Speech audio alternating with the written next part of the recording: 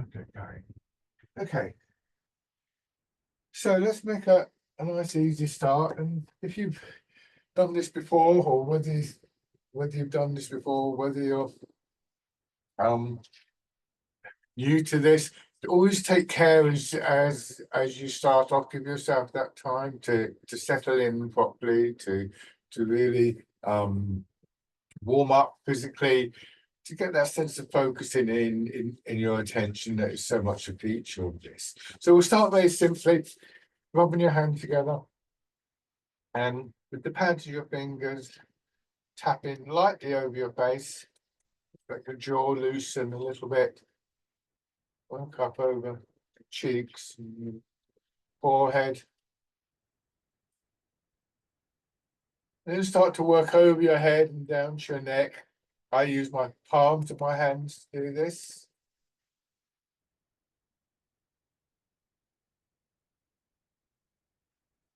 Down to one shoulder, and then your arm. It's feeling the vibration of the muscles as the hand strikes gently. On the other side, your arm.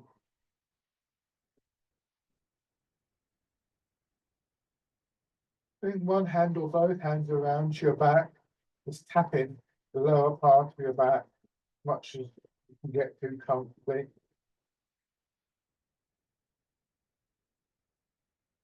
Come out to your hips, make a circle around your hips.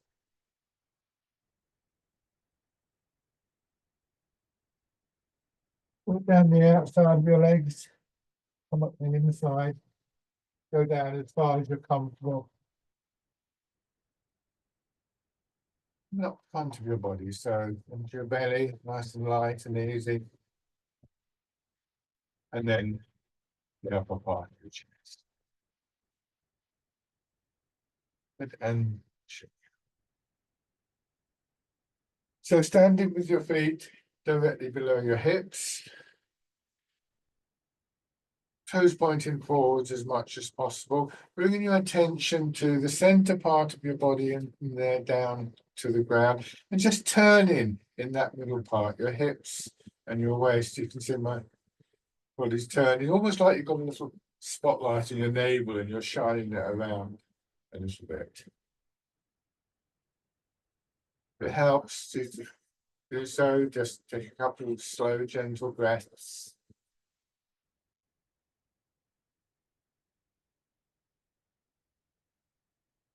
Again, people with more experience of this, you'll probably have some kind of sense of what you're looking for in your posture. Go nice and easy. You're not necessarily going to arrive there straight away.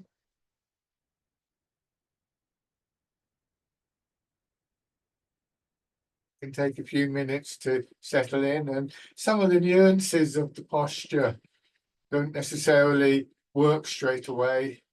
It takes time.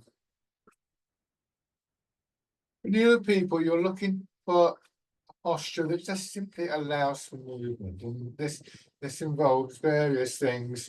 We want to try and find a way of standing and moving that brings us more into line with the pull of gravity, so we're not leaning over, straining not to fall.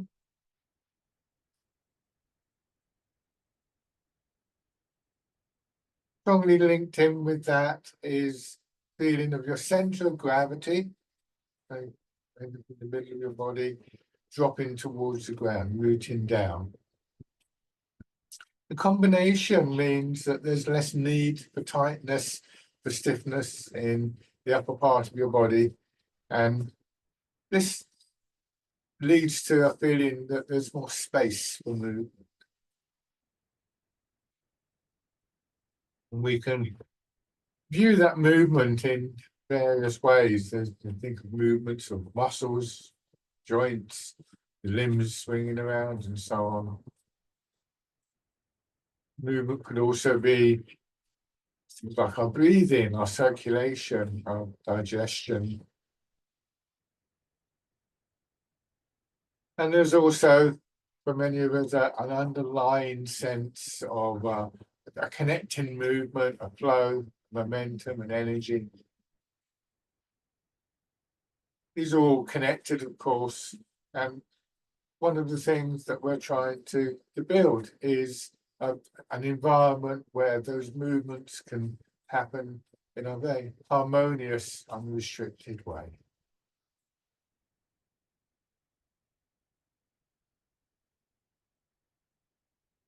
Turn your hands palm out, raise them up a little, not too high, no higher than the shoulders. Notice that my elbows are hanging down here.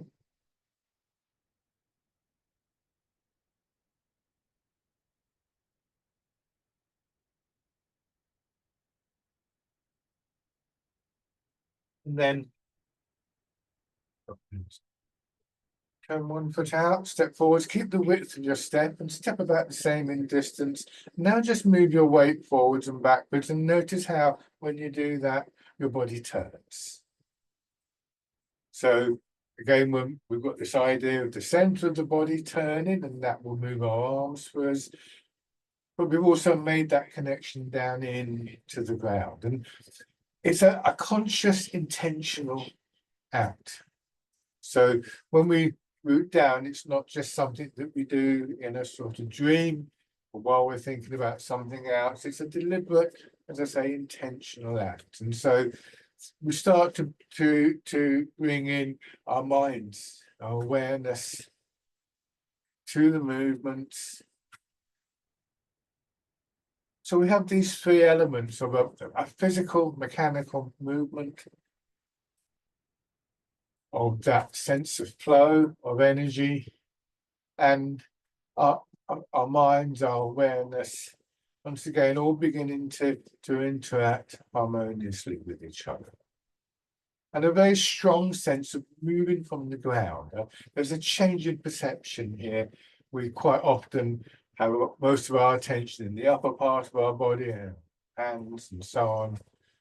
But here we're giving space for an awareness of our legs, our feet, our weight, moving from one leg to another. On the other side. So we are quite literally grounded, quite literally centered, not just physically, not just metaphorically, but with that sense of our attention being anchored in our feet.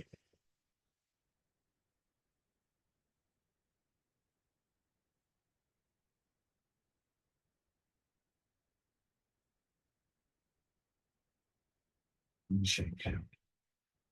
So our physical posture has a massive influence on what happens in our body, of course, but an awareness of our physical posture means that our posture can actually help our minds to settle. I use the term anchored, and we start to anchor our attention. So in this parallel stance, and I'll show you from the side, just a little exercise I talked about being in line with the pull of gravity. And for this exercise, just rocking your weight forwards and backwards in your feet. Pivoting in your ankles. Now, if I go a long way here, my heels start to come up and I become very unsteady and I'll probably stiffen up. So the first thing to do is to just moderate the movement a little bit.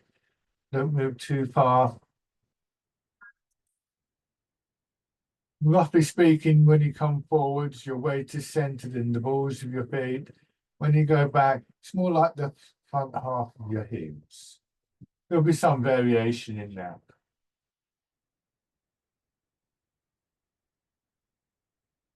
I'll show you with this pole. You see there, if this were in the middle of my body, like the center line of my body, it would be moving like this. So I'm not bending from my hips, or I'm nodding my head.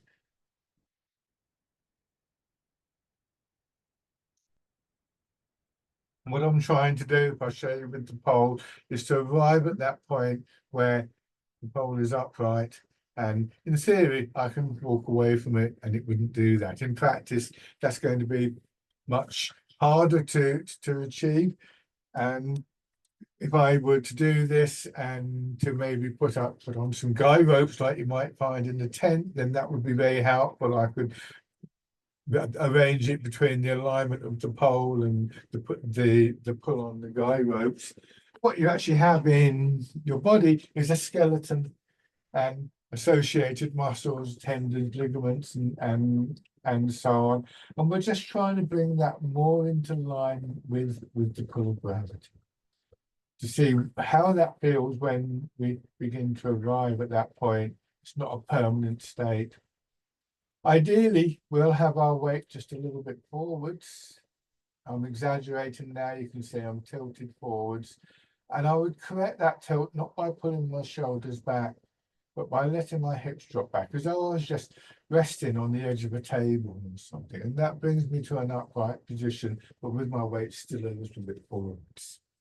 This is what we call in Tai Chi central equilibrium. And these are kind of reference point for all the movements that we make from this stage onwards. We're trying to maintain and to cultivate central equilibrium, this combination of mind, body, and energy, feeling settled, feeling harmonious, but also at the same time quite dynamic, able to move.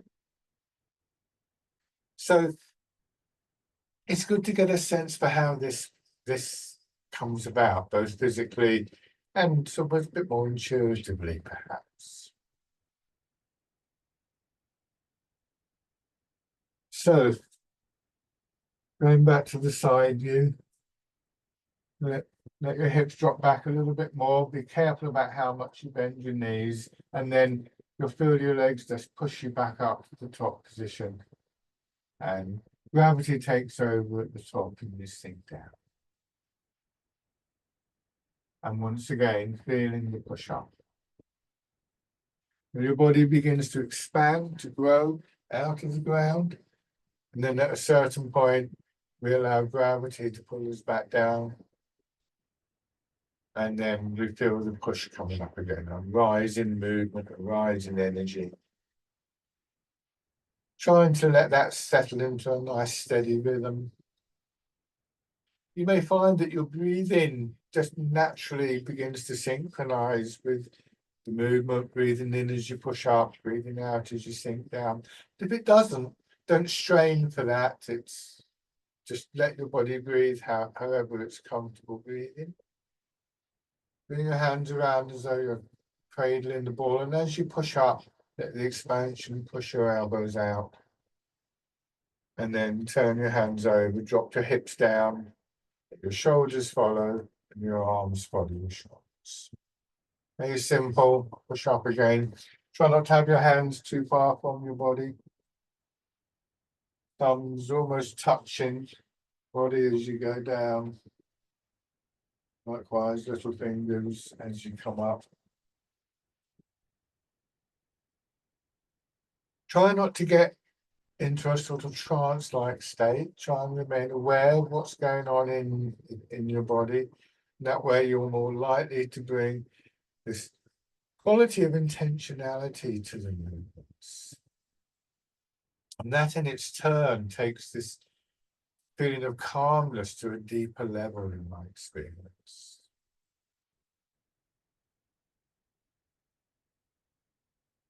We use a great deal of imagery in Tai Chi to feed that intentionality.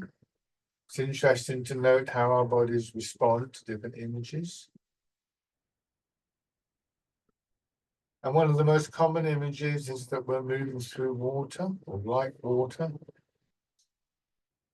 giving you a clue for the quality of movement that we want to cultivate. Quality is strongly associated, of course, with this state of central equilibrium. Zhongding is a Chinese term. This exercise is simply called rooting down because it's an exercise that allows our center of gravity to drop towards the ground and into the ground. As I mentioned earlier, that helps us both to remain more stable and also means that there's less weight being carried, particularly by the upper part of our body. So contributes to the flow of the movement. We also find that as we sink down, our legs develop a springy quality, almost like you're standing on a trampoline. And so being able to let gravity move through your body to pull you down, as it would do on a trampoline, leads to this rise in movement. And this gives us one of the key dynamics, key cycles of movement, of energy that we constantly work with in Tai Chi, which is this yielding to the pull of gravity, allowing gravity to work through our body, and allowing the response, particularly from our legs, from the ground beneath our feet, which is this upward resilient quality to build upwards.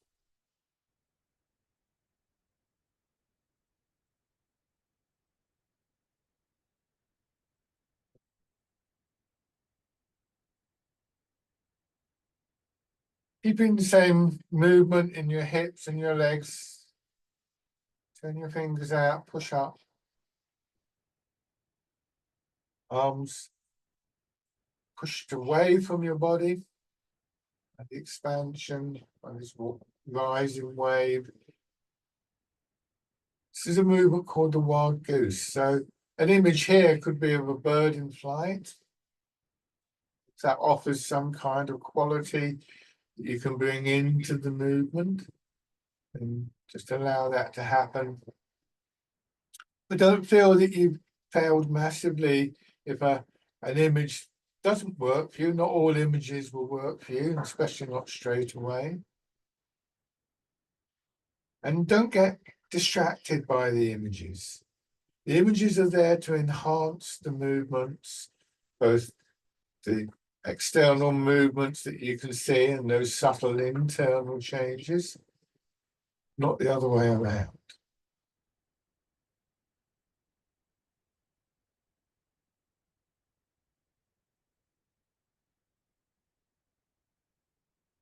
And then letting your hands drop down, hips dropping back. As you push up again, your elbows are pushed out.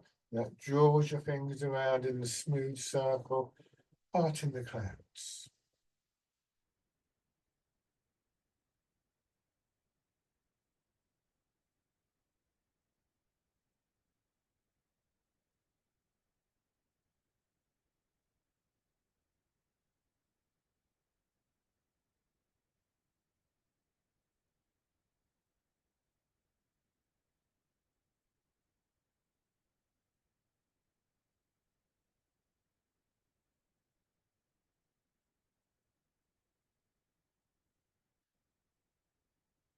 All three of these movements involve our hips dropping back and then pushing up.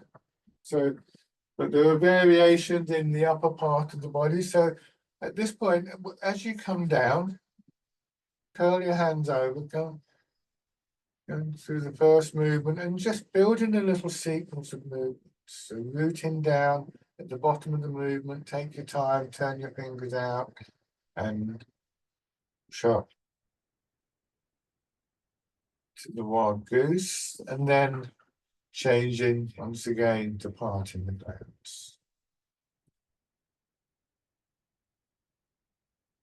As your hands come down, once again, curl your hands over and start the sequence again. Don't rush the flow from one movement to another. And just see if you can get a sense for the changes as you change from one movement, one image to another, changing patterns of expansion, contraction, little patterns of movement mirroring the external movements.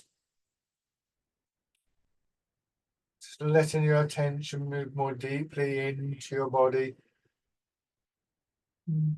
This is an ongoing process in Tai Chi, just becoming more and more aware of subtle changes in the flow of energy as it works through the body. And people with a little bit more experience of this, to see if you're able to bring an intentionality to those changes, so that when you change from one movement to another, it's not just your arms that are making the change. You feel the change working up from the ground through your belly, sides, through your back.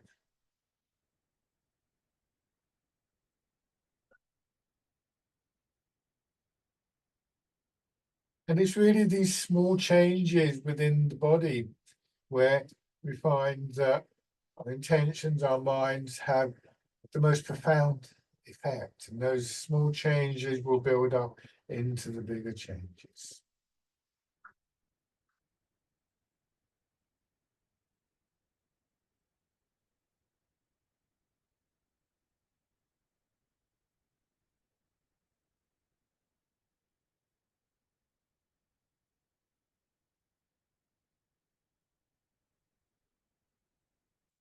One more round of this.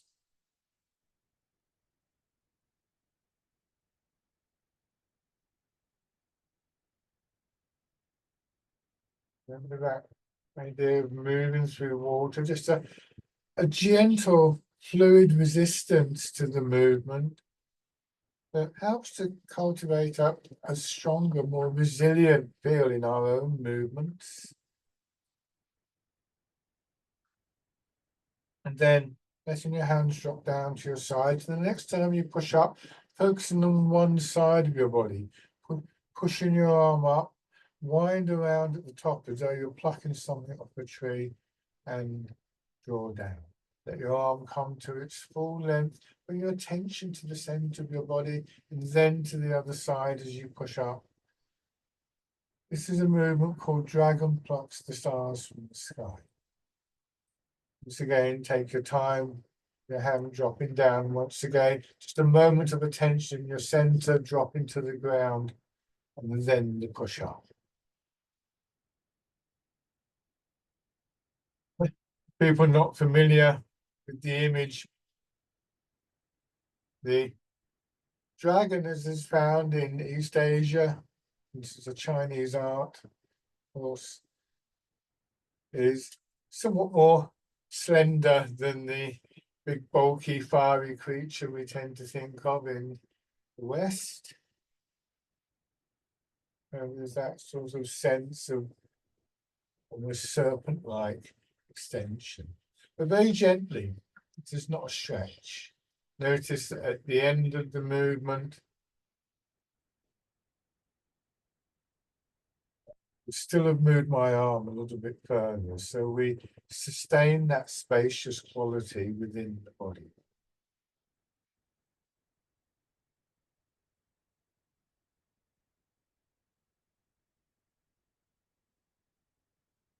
One more time.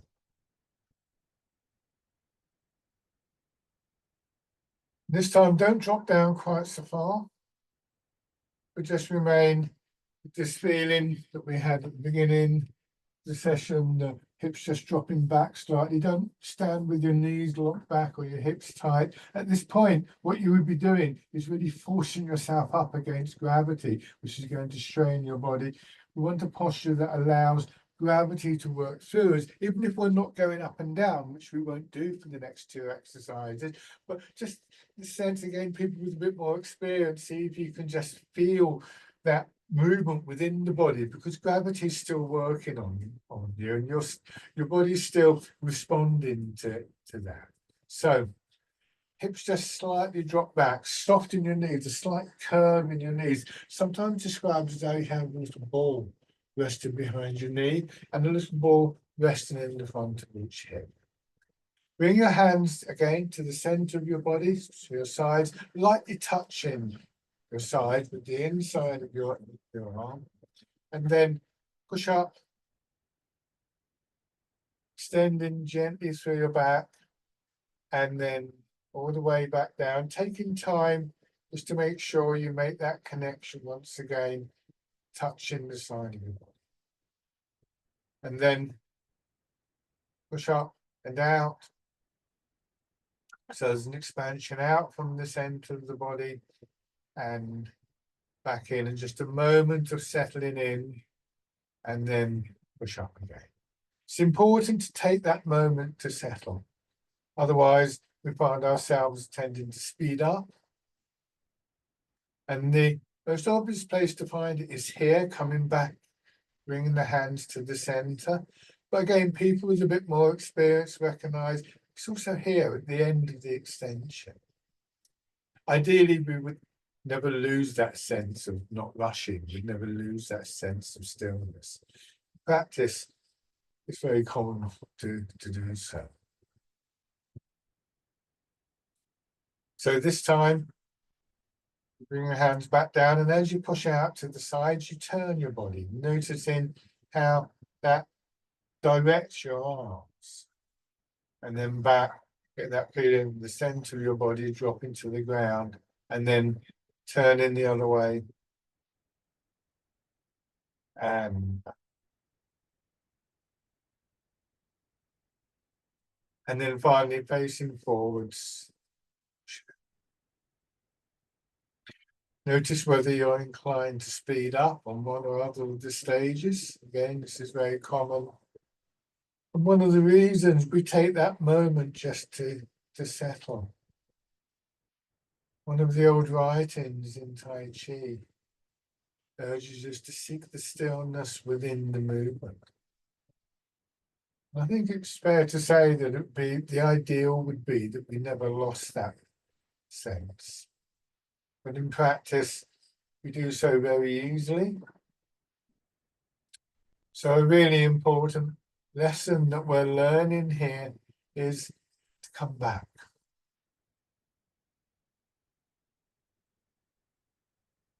Trying to keep a sense of your posture.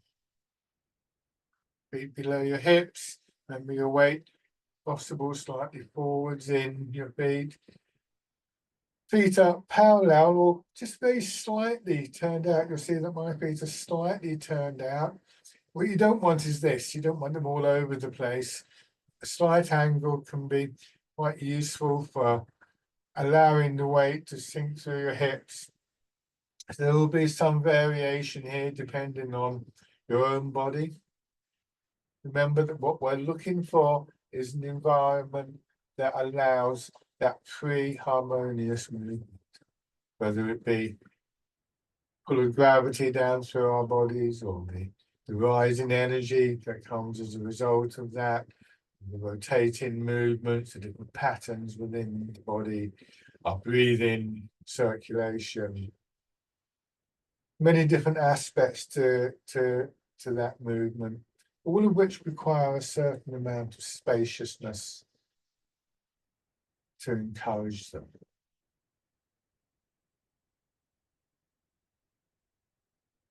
And remember, trying to remain aware, trying to bring an intentionality to those movements. As you learn more about them and you recognize the distinctions of each exercise.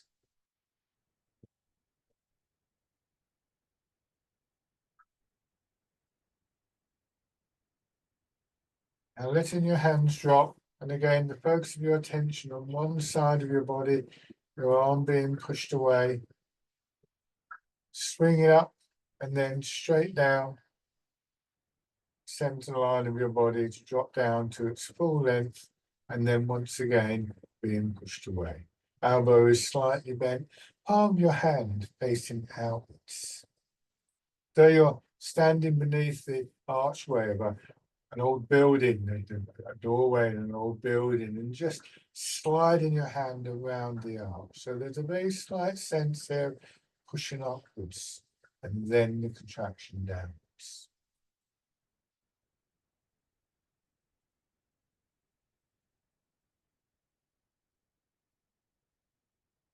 Then from the top, you turn, feeling again how important that center part of the body is, guiding movements, sometimes described as being like the hub of a wheel. When the hub turns, the whole wheel moves in response.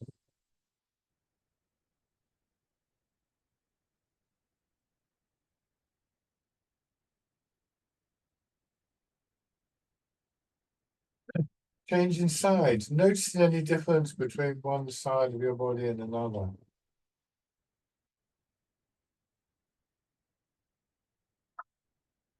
When we move, we look to move through water, we look to move like water, following the path of least resistance. So if there are areas of tightness, stiffness, the intention would be, initially at least, to flow around those, like water flowing around a rock in a riverbed.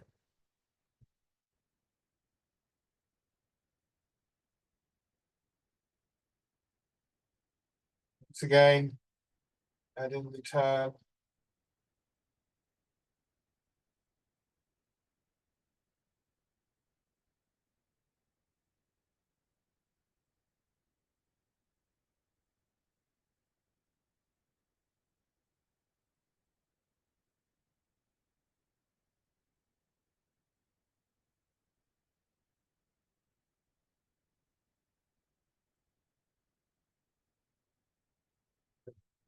Now, listen your arms rest, but focusing again on the middle part of your body, so between hips and pelvis and waist, this central part.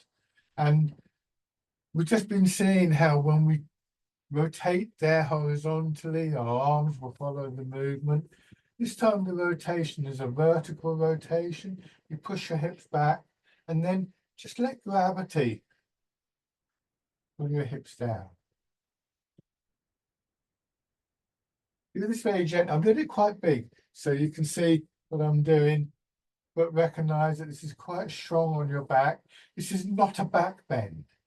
I'm not dropping down like that. I'm keeping an idea of a straight line from my shoulder to my hip on each side. So if I go back to this, showing you the pole here, then as I tilt forwards, you see it's this. Try not to do this. Not holding your back rigid, but not letting it collapse. And when you come up, if somebody were to come along and push on the end of this pole, then leverage would bring my head up.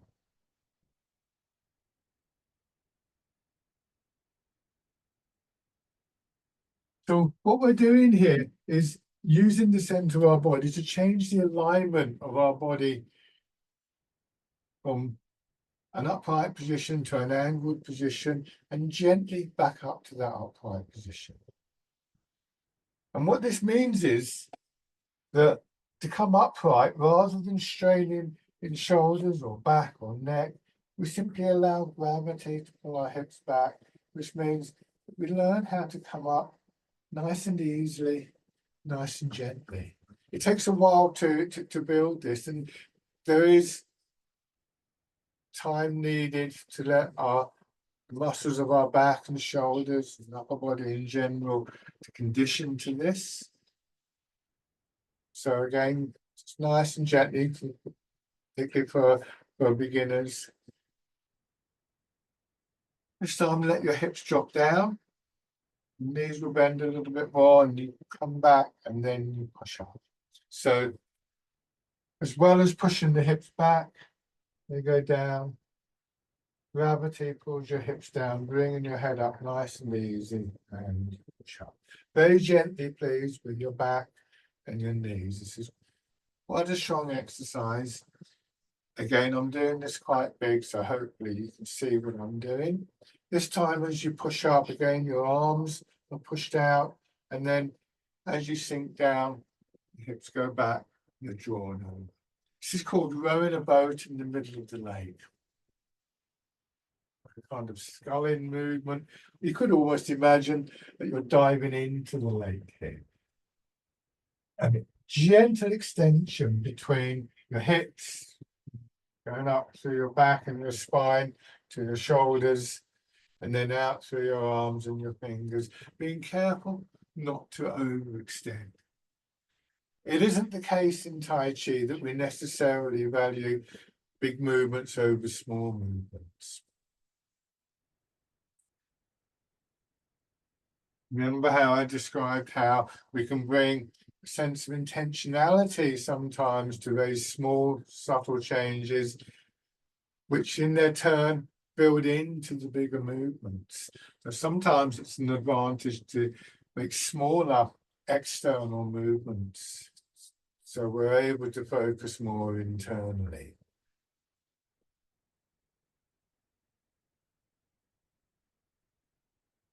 One more time.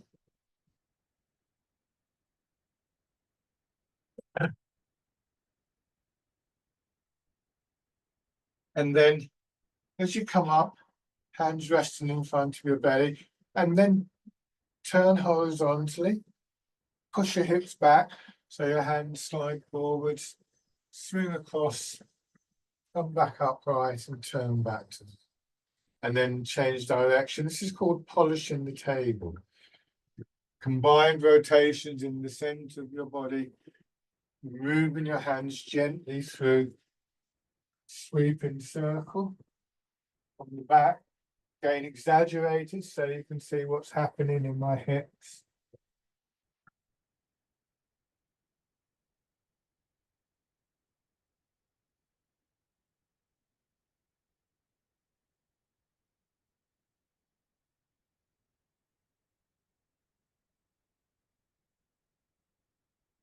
So sometimes we might want to make quite small movements to really emphasize our awareness of what's going on within the body.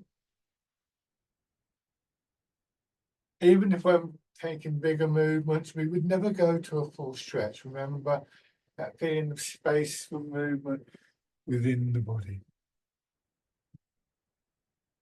Nothing wrong with stretching, but don't want to try and stretch and move at the same time.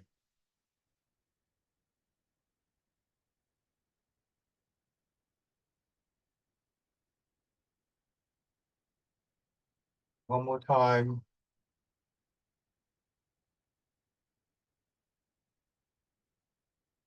And then stand. Shake it. So our awareness of movement becomes increasingly more subtle. And again, it's often those internal movements, as we might call them, that are the ones that are most likely to be affected by our intention, whether that's a direct instruction or whether it's a memory for those of you who some experience in these arts, or maybe through the use of an image. We find that our bodies are very responsive on very subtle levels, and those smaller movements are like the bricks and mortar of a wall. They come together to produce the larger movement. So if we want to increase our range of movement, say for that last exercise, polishing the table, but get to here and I think, well, I'd like to move further. What I don't want to do is just thrust my hands forwards, because then I start to strain and maybe fall over, but rather to build the movement from inside, to lengthen more between the vertebrae of the spine, to let the muscles just ease out a little bit, to let the fingers extend, and so on and so forth. And the combination of all those movements is what increases my range. So let's change the stance now. So from the parallel stance, imagine parallel lines going through your feet, tram lines we call them. Turn one foot out, step straight forwards with the other foot. You can see the background still between my legs. I've kept the width of my stance. And once again, begin to transfer your weight. It's done quite slowly. So take your time with this, build it up, be careful of your knees, don't overextend your knees. At this point, you'll find that you're getting no more than 60% of your weight in the front leg and no more than 17 in the back leg. Weight transfer begins with that sense of settling in to the ground. Doesn't necessarily mean that your knees bend more, but you do need your knees not to lock. And again, we feel that push up that comes up through the body that we've been using in the earlier exercises.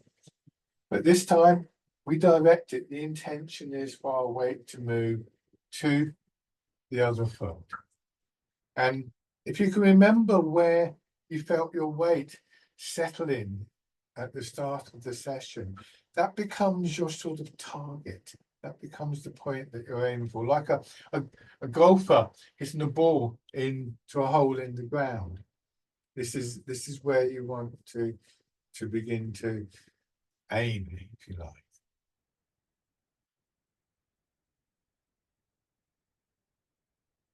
You apply the image of moving through water again, you may begin to feel subtle changes in the upper part of your body. And next time you go into your front foot, simply push your back knee forward so your heel comes up, and you'll find that you shift just a little bit more into line with your supporting leg. Go back, raising your toes, and again, more into line with your supporting leg.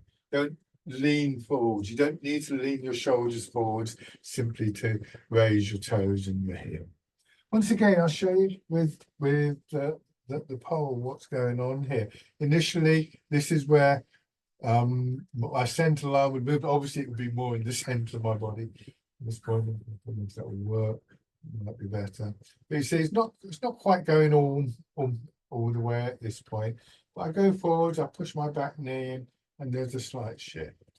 I go back, I raise my toes, and again, there's a slight shift. So bringing our center of gravity, our head, our upper body, more over one leg.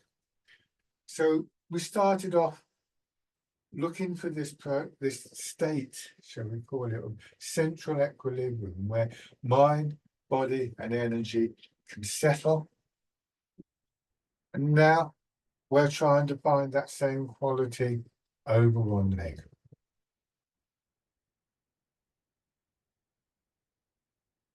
This is a great exercise for conditioning your legs. A great exercise for beginning to feel that this quality of being rooted and the stability that comes with that is something that we can begin to move with. This time, going into your back foot, bring your front foot in, push it back out again, put your heel down, lower the ball of your foot. I've now got the foot slightly turned out. Gently press the foot into the ground, move your weight forwards. Bring your back foot in, push back, the ball of your foot down, lower your heel, press in, plant the foot, and back. Take your time, don't rush this. Make sure that you're settled and rooted before you try to move your foot. And when you step out, plant the foot before the weight goes in. Like you're stepping on thin ice, and you're just going to test the ice.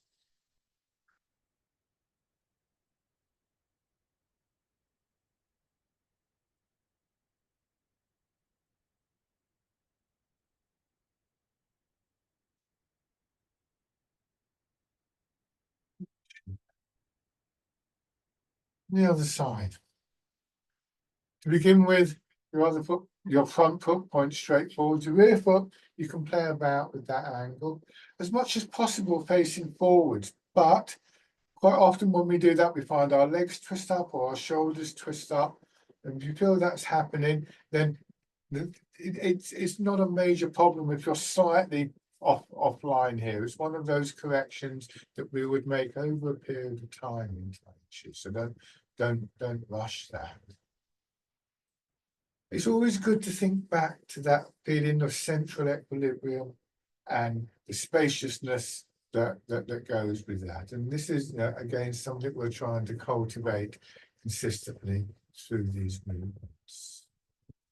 And we can begin to see how when we can understand and get a feeling for that quality of central equilibrium, although in and of itself there's a sort of stillness about it, it also enables movement. This is really important. So then your knee going forwards and back heel coming up, and then going back, raising your toes. Again, front foot can be slightly turned out. Again, with that slight angle there, for some of us, we find that it opens up our hip a little bit more. There's a great deal of variation in this, but it shouldn't be too angled. Remember, we're all slightly different and we change. So what works for one person in an exact way isn't necessarily going to work for the next person. Obviously, there's a lot of common ground, but also variations. So again, trying to relate to that quality of central equilibrium. And then stepping in. And out.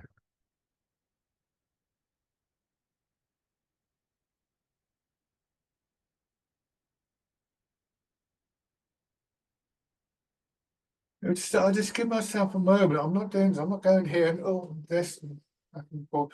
Settling in. This is not a race.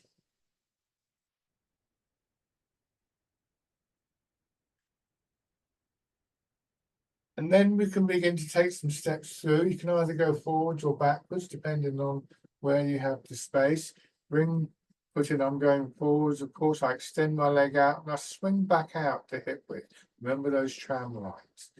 Placing and planting the foot. Taking time just to reflect on this process of walking. How does it feel to extend your foot, your leg? How does it feel to draw it in?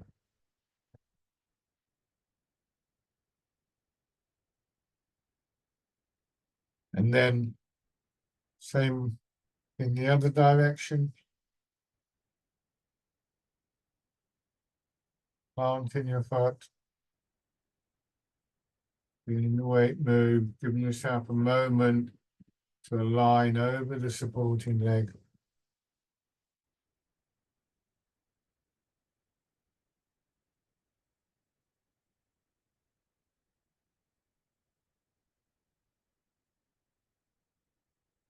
And shake it. Now we're going to combine those movements, transfer of the weight and so on, with movements in our arms. So go back to having your right foot forwards and mirror my movements. Starting with your weight in your back foot, push forwards, and as you settle into your front foot, just let your arms swing through. And then back.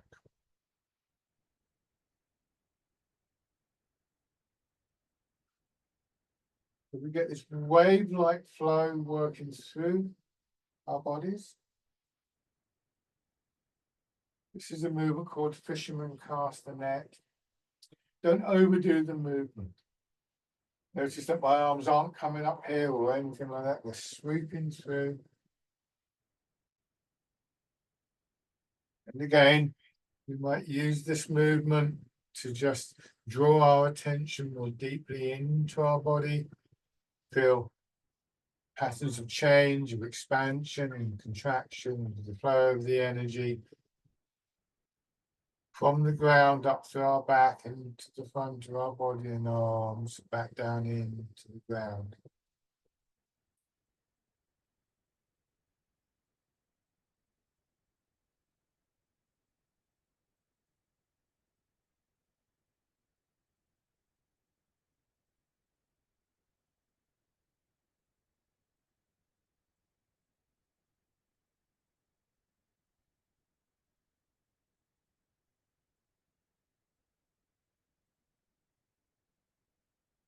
And fisherman cast a net.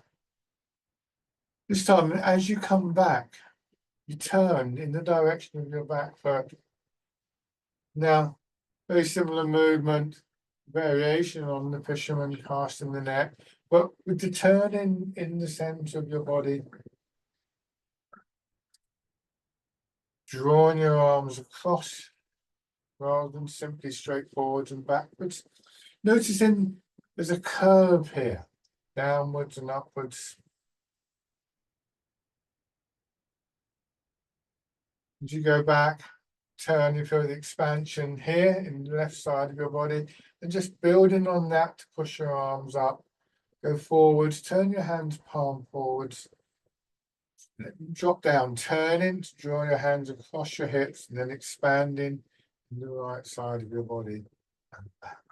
Bringing your hands around in this double circle. Could you imagine in front of you like an infinity sign or sideways figure of 8? And your fingers are just flowing through that shape. Maybe your whole body flowing through that shape. Careful not to overextend your arms. Notice that even at the full extent of the movement, my elbows have dropped out. I haven't gone right out there and pulled my body out of line. These are very subtle changes within the body.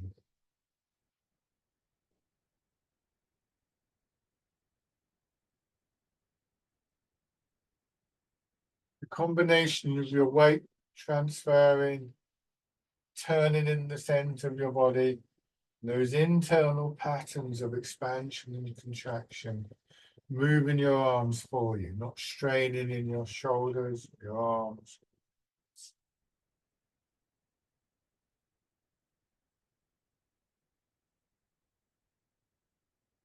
And shake out.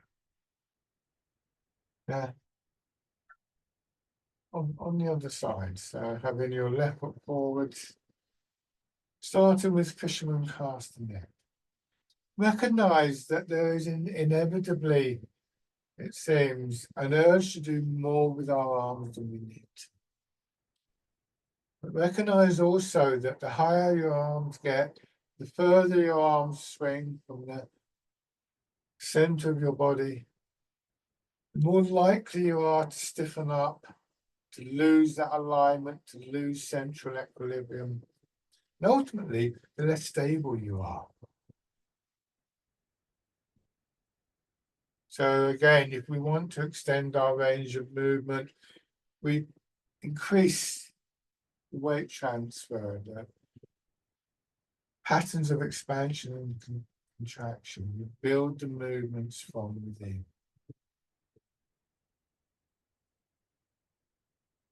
But even before we do that, just allowing for that flow of movement so that Tai Chi flows like a great river.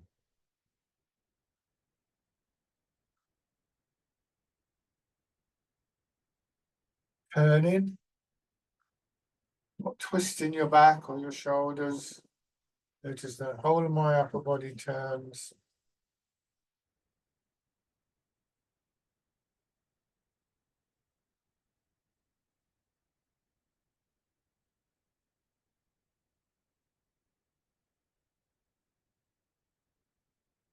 Building that into the figure of 8 shape.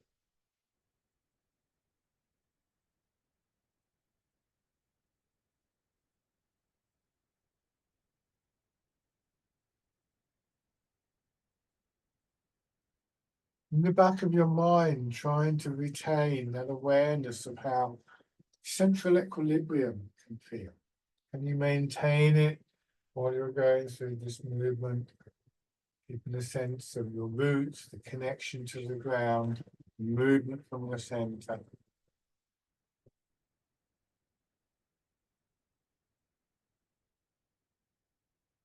I'm going to combine this with the stepping that we did earlier. Again, you can either go forwards or backwards. I'm going to go forwards, of course, so I've got a wall behind me. So I start by turning my front foot out and go forwards. And as I turn, my arms begin to rise up. My back knee comes in. I step through, step, plant, and then going forwards. Same thing here. Planting the foot before I move my weight. And what you may find is, having brought the foot in, you're able to just raise your knee a little bit, step through. If it's not comfortable for you to raise your knee, then just leave the toes down, that's fine.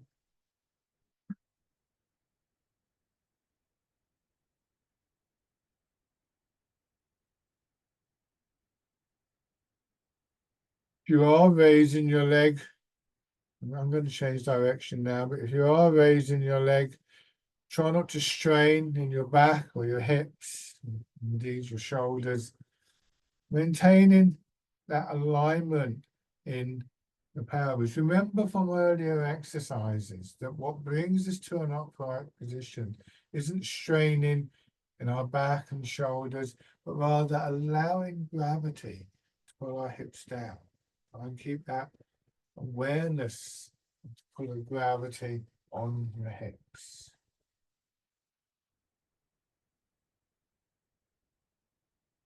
Changing direction again.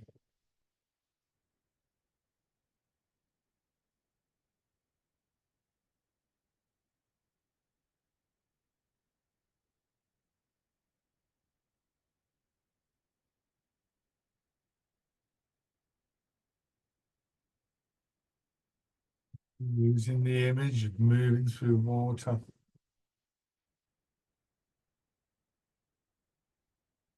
You haven't done so already, changing.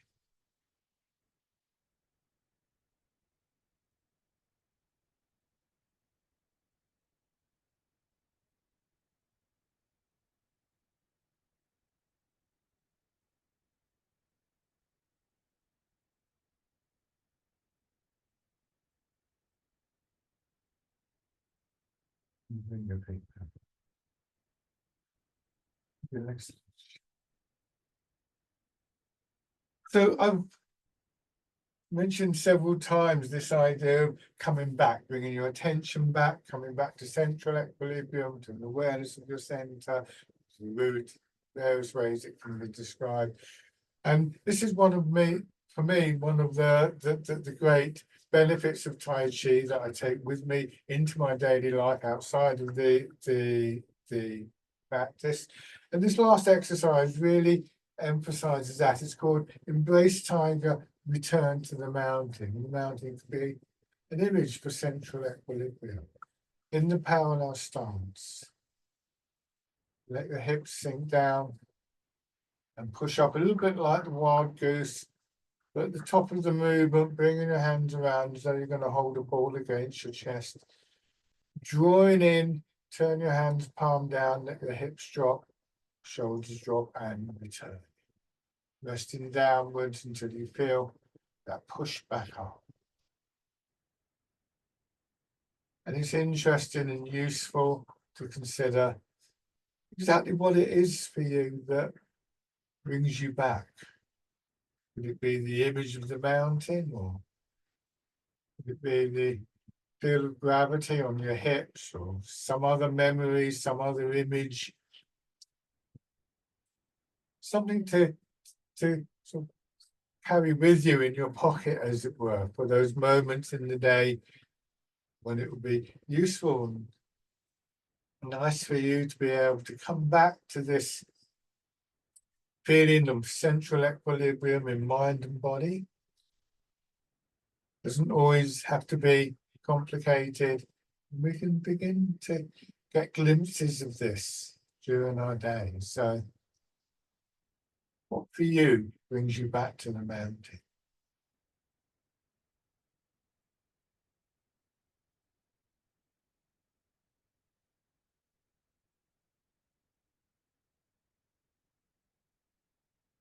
One more time.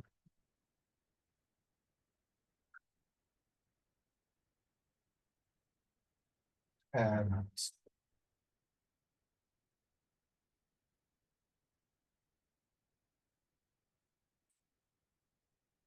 lovely. That concludes the session. Thank you very much, everybody. Please do get in touch with any comments or questions, but enjoy the rest of your day. Bye for now.